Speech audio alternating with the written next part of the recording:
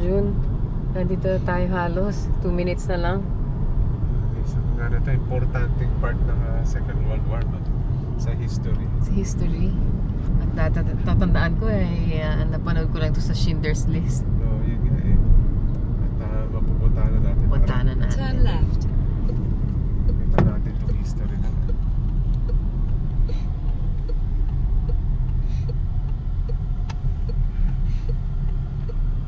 Oras din. 40. Tama. In Tama kasi. 300 meters, turn right. On time tayo ha, June.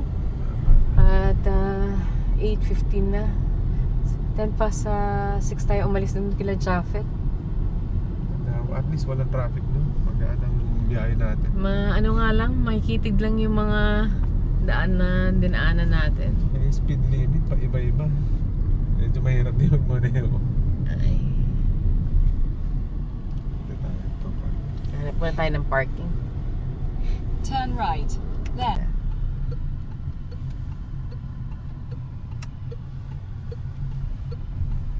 Dami mga turista ngayon. Daling ko yung hat ko, June, at pa mukhang mainit na dito ah. Sheila, Yes. nandito na tayo sa Auschwitz. Birkenau. Oo nga, at some point worry ka na kung Tagal natin naantay yung susundin ba tayo ng tour guide. tour guide. Buti nakikita rin tayo.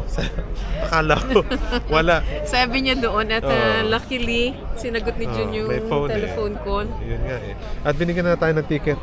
At binigyan na tayo ng badge. Badge, Don't oo. lose this one, June. Tapos sabi nung lalaki, medyo matagal to.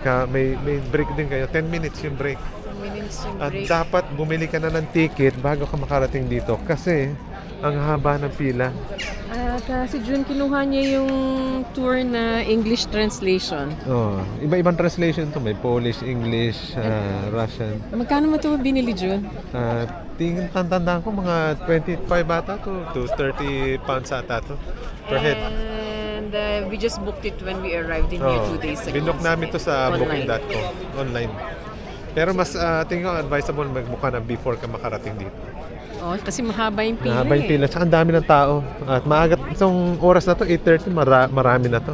At sabi nga sa atin ng lalaki, at some point, after nung break, pupunta pa tayo dun sa isang lugar. Birkenau. Oh. Marami pong turista. Marami turista, iba-ibang bansa. Dito tayo, para hindi tayo maarawan. Nakabus yung iba talaga.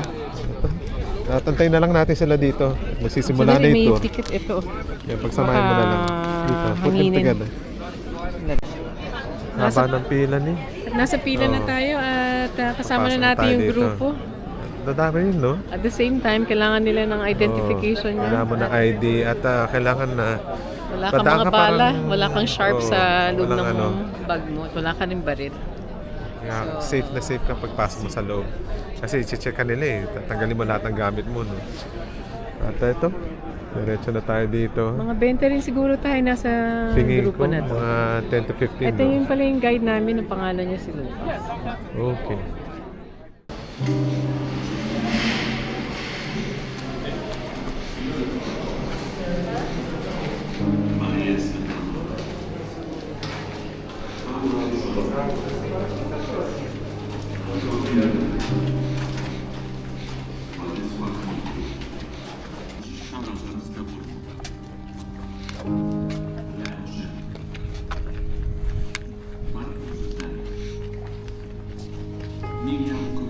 Ito yung grupo natin, June. At malayong lakaran nito, June, ah. Ayos pa. Kailangan. Kailangan mong idala kung hat siguro. Hat at saka komportableng sapatos. May lakaran. At paano kung umuulan dito, no? Yun nga lang. Eh, hindi pa nga nagsisimula yung pagsasalita ng tour. Hindi pa nagsisimula siya. Yun na, malapit na rin tayo. Nandiyan na. Bago tayo makapasok. Saka mahigpit yung pagpasok dito. Mahigpit yung security.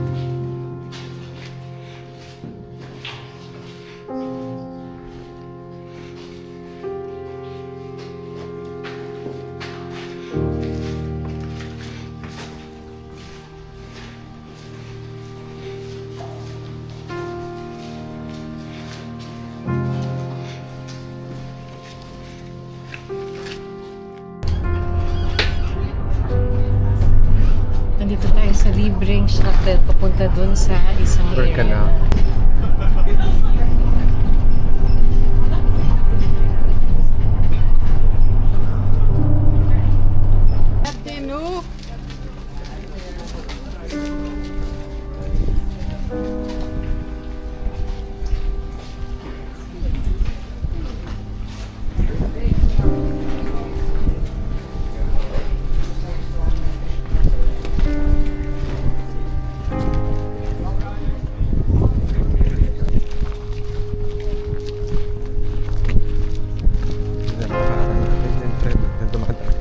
Sila nagbababa ng mga kan.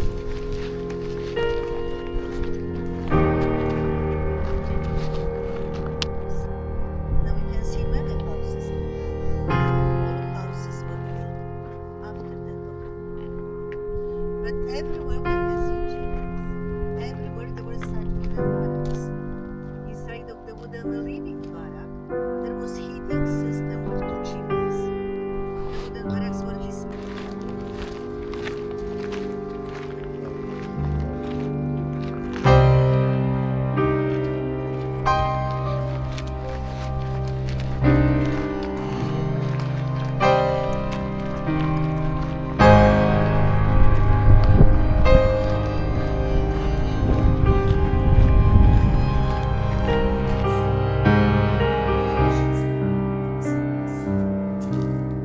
But now we can see the brick barrack. It was females. This was built by the Soviet Resistance Force. No electricity, no sanitary facilities. The later part of the barrack was separated from toilet for washroom. During summer, very hot. During winter,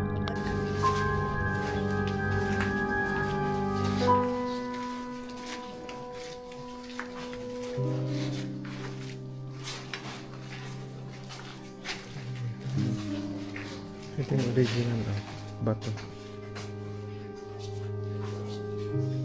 Bathhouse nila.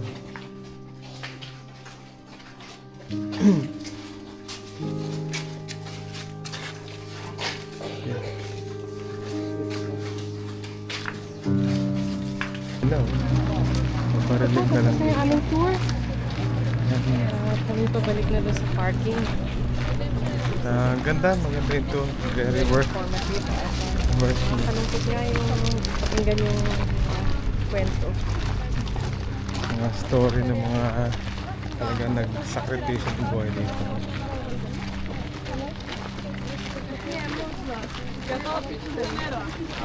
Ito mga kasama natin. Pasensya nyo na po at iba yung hindi na namin maikikwento lahat kasi we just get to experience kung paano yung tour namin, how it went.